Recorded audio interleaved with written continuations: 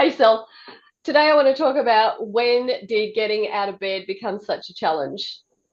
So, one of the things that happened during the course of this week is we had a new client start with us, and she has just retired. And she said she is noticing all these different aches and pains. And she said at some point she went, I don't know when I noticed them first, but they're here now. And I know that if I wait for them to go, I'm never going to get started. Great attitude, right? Great attitude, yes. Yeah, yeah. So I think that first step in the morning can often tell us a lot. So if we get out of bed, or maybe we don't even get out of bed, maybe what we do is we're about to get out of bed, we wake up and we think, oh, gee, my hip's sore. Oh, goodness. Oh, gee, I got an achy back. And then all of a sudden, it's like, oh, there's all these things going on. And I think what happens is nobody tells us this when we're in our 20s and 30s that we're going to start to get these creaky joints, or we think that that noise that, our mother or our grandmother's making is reserved just for them. And then all of a sudden, we start doing it. And so it's like, well, we don't want this daily discomfort to hinder the life that we want to lead, particularly when we go into retirement. Would you agree with that? Yes, Yeah, 100%. 100%. Yeah, Mm. absolutely. And I think that these changes really, nobody actually warns us about them. And so I think there's a little bit more of a conversation now starting to happen. Like we know there's a lot more people talking about menopause, hot flashes, mood swings, all of those types of things.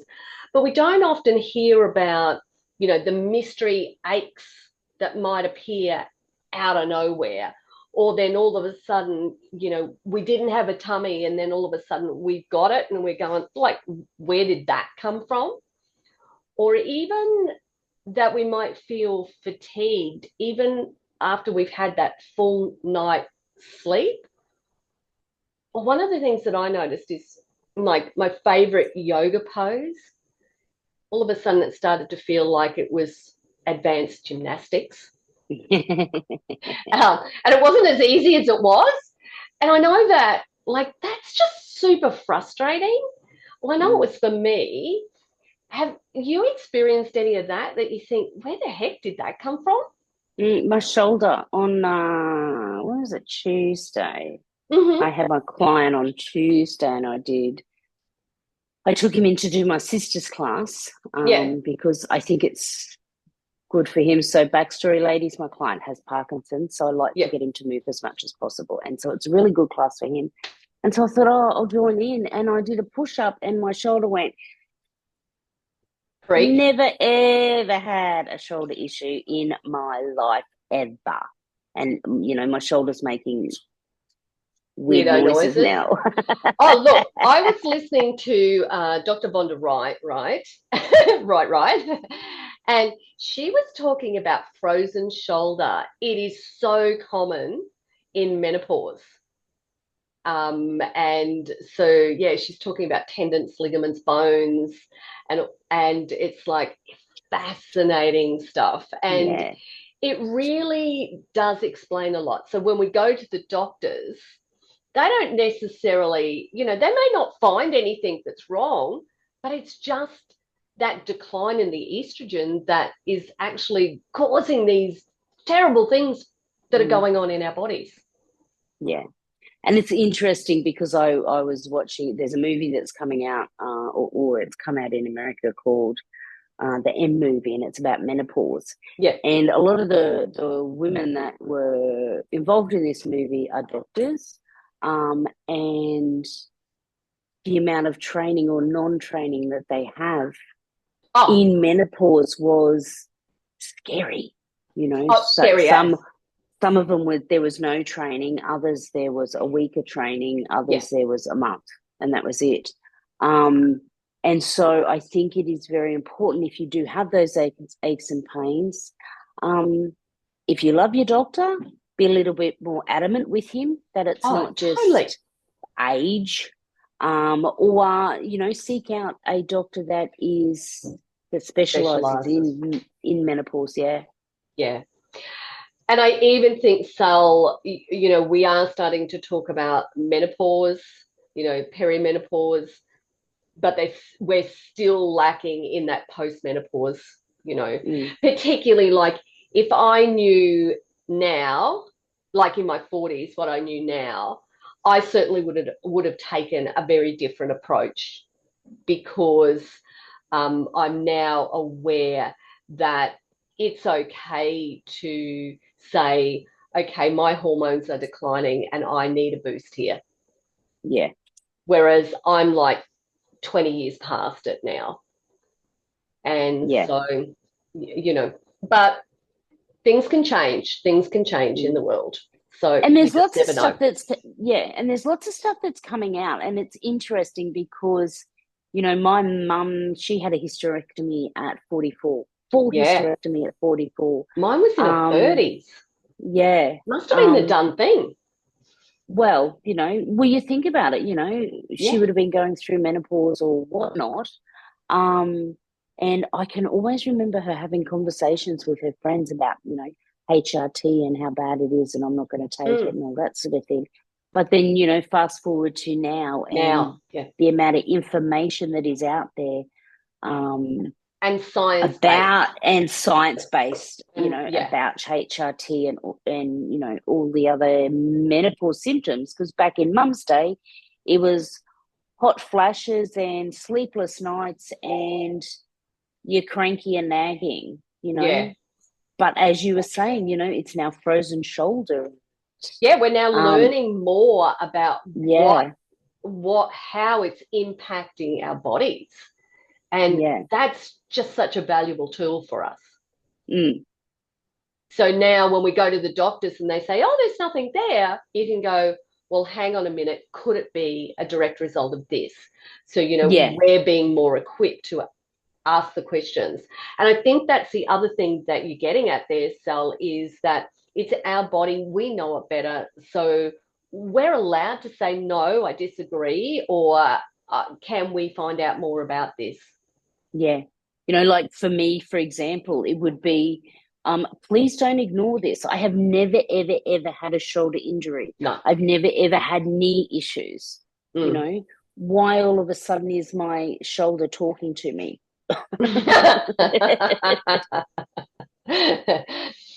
I think it's also really important with all of this, Sal, is that we don't just sit on the it's just getting older fence. Mm, Because there's heaps of women in their 50s and 60s that are feeling stronger than they did in their 40s.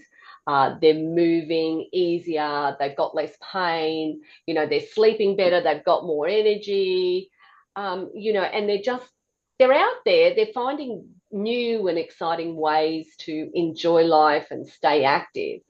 And yeah, it's not about turning back the clock as such. We don't want to be 20, but what we do want to understand is our bodies and that it isn't our bodies failing us. It's just asking us to do something different. differently. Yeah, Yeah. yeah, So I think, it's important that we take a moment to actually look at ourselves in the mirror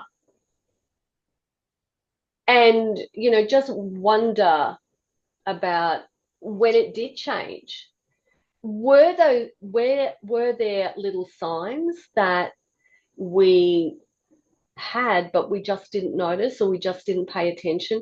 We often call or that we the just aging. chose to ignore. Yeah, ignored it. Yeah, we call it the aging slippery slope, don't we? Yeah, Because all of a sudden, instead of doing my bra up behind my back, I'm turning it around to the front and doing it up, and it's like, oh, that's okay.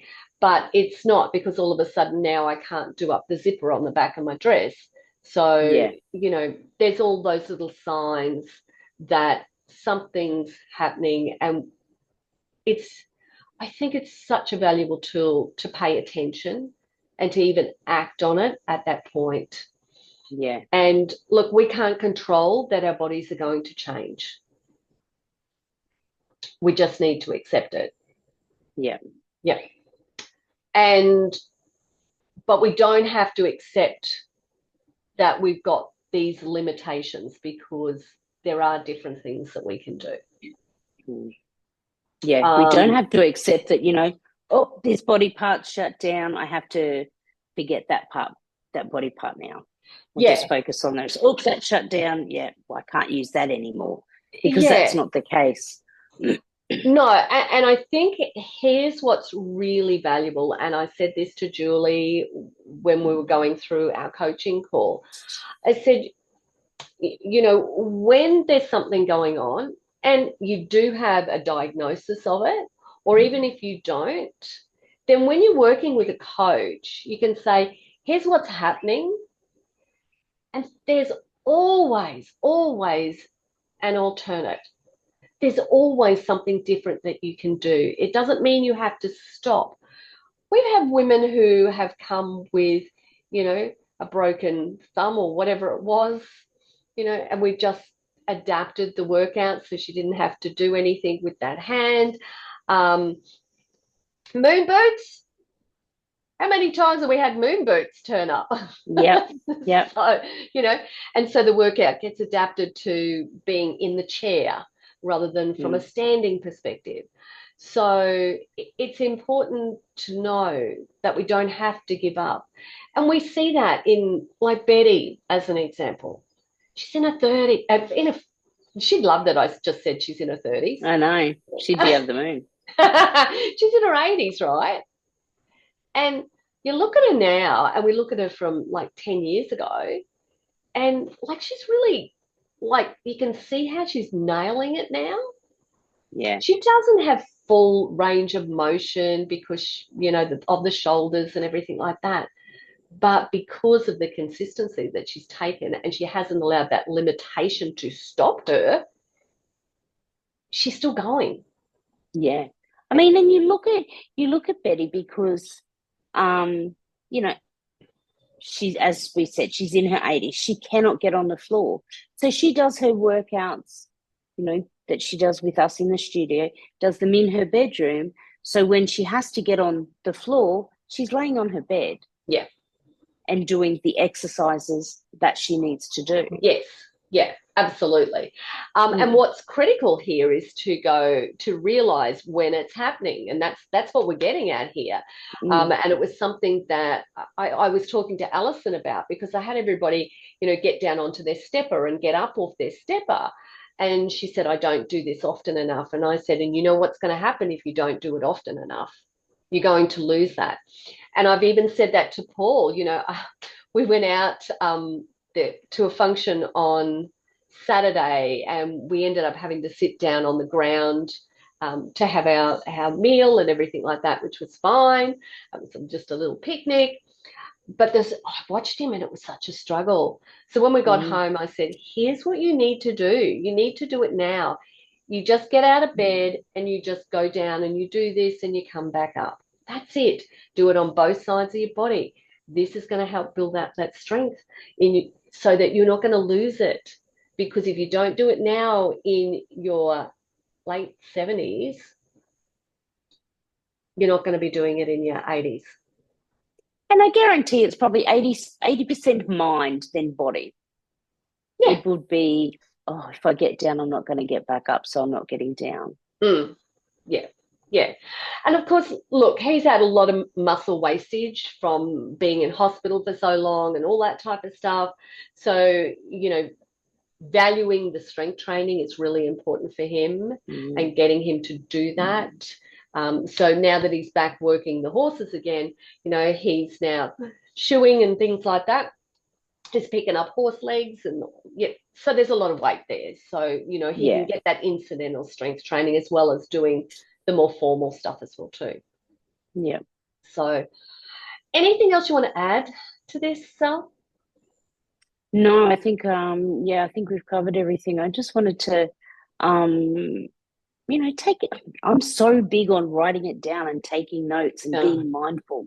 Yeah. As I said, Tuesday, I know exactly what time it happened. because it was like, that's not normal. Mm.